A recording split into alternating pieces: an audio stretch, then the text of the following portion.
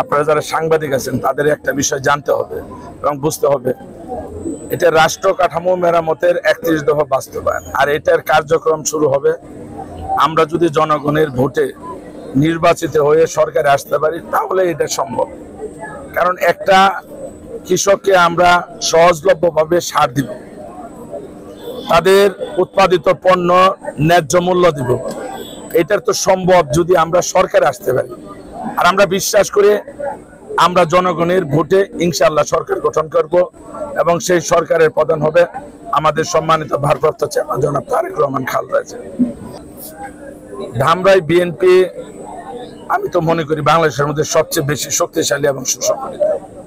কারণ আপনারা দেখেছেন দীর্ঘ 17.5 বছর পতিত স্বৈরাচার সরকারের বিরুদ্ধে যত আন্দোলন সংগ্রাম হয়েছে, তার প্রত্যেকটা আন্দোলন সংগ্রামে আমরা সর্বোচ্চ ভূমিকা রেখেছি রাজপথে।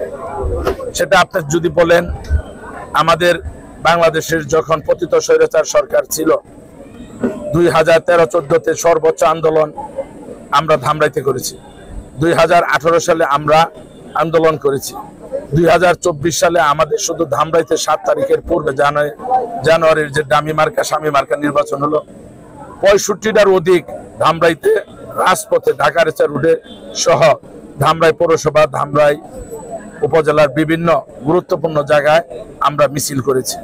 এবং আপনারা সবচেয়ে আশ্চর্য হবেন, বাংলাদেশের খুব কম জায়গায় আছে যে যখন নাকি পদযাত্রা ছিল ইউনিয়ন পর্যায়ে, সেইখানে আমাদের 16টা ইউনিয়নে একযোগে হাজার হাজার নেতাকর্মীদের নিয়ে আমরা পদযাত্রা করেছি। যখন অবস্থান কর্মসূচি দিয়েছে, সেটা আমরা ধামরাইয়ের মুন্ন কমিউনিটি সেন্টারের মধ্যে, ধামরাই পৌরসভার মধ্যে আমরা সবচেয়ে বড়, বাংলাদেশের মধ্যে উপজেলা লেভেলে আমরা সবচেয়ে বড় অবস্থান কর্মসূচি করেছি। আমাদের রাজনীতির যে আদর্শের নেতা শহীদ প্রেসিডেন্ট জিয়াউর রহমান এই ধামরাইতে খালখাটা খনন কর্মসূচির জন্য এসেছিলেন, পল্লী বিদ্যুতের জন্য ধামরাইতে এসেছিলেন। তার কিন্তু একটা আমাদের যে আদর্শ, সেটাকে কিন্তু ধামরাইয়ের জনগণ ধারণ করে এবং লালন করে, সেটা আপনারা বুঝতে পারছেন। টানা 7মবারের মতো বেস্ট টিস্যু পেপার ব্র্যান্ড হিসেবে স্বীকৃতি পেয়েছে বসুন্ধরা টিস্যু। আমাদের নেত্রী দেশনেত্রী বেগম খালেদা জিয়া একাধিকবার ধামরাই এসেছেন বিভিন্ন সময়।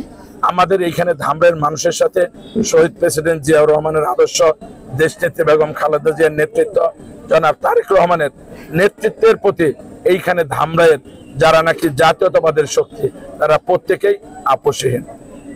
আপনাকে আমি বলি, আমার আব্বাকে ধরে নিছে, আমার মিল ফ্যাক্টরি বন্ধ করেছে, এটা সত্য। অনুরূপ ভাবে কিন্তু সারা বাংলাদেশের ইলিয়াস আলী থেকে শুরু করে আমাদের শ্রদ্ধেয় বড় ভাই সাবেক সংসদ সদস্য, সিলেট বিভাগের সাংগঠনিক সম্পাদক, তাকে গুম করা হয়েছে আজকের দিন পর্যন্ত আমরা জানি না। ঢাকা শহরের জনপ্রিয় কাউন্সিলর চৌধুরী আলম, তাকে গুম করা হয়েছে। আমাদের ছাত্র নেতা জনি থেকে শুরু করে সর্বশেষ 5ই আগস্টের আবু সাইদ মুগ্ধ সহ নাম অজানা অসংখ্য নেতাকর্মী, ছাত্র জনতা শহীদ হয়েছে। এবং আমাদের বাংলাদেশের মধ্যে সর্বপ্রথম আমাদের ধামরাইতে বৈষম্য বিরোধী ছাত্র আন্দোলনে আমাদের এই ছাত্র জনতার বিজয়ের মধ্যে আমাদের ধামরাইয়ের 4ই আগস্ট 2024 আপনার আমাদের ধামরাইয়ের ছাত্রদল, যুবদল, বিএনপির নেতৃত্বে আমরা ধামরাই থেকে আওয়ামী লীগকে এবং রাষ্ট্রযন্ত্রকে আমরা প্রতিহত করেছি। তাই আমি বলবো, ত্যাগ আমাদের কম বেশি সবারই আছে, কেউ বা থাকতে পেরেছে, কেউ বা পারে না। কিন্তু আমরা থাকতে পেরেছি, আমাদের আল্লাহ সৌভাগ্য দিয়েছে। যারা থাকতে পারে নাই তাদের হয়তো বা নসিবে নেই, কিন্তু তাদের যে ত্যাগ নেই সেটা আমি বলবো না। প্রত্যেকেরই ত্যাগ আছে যার যার জায়গায় থেকে, যে কথাটি আমাদের নেতা জনাব তারেক রহমান বলেছেন।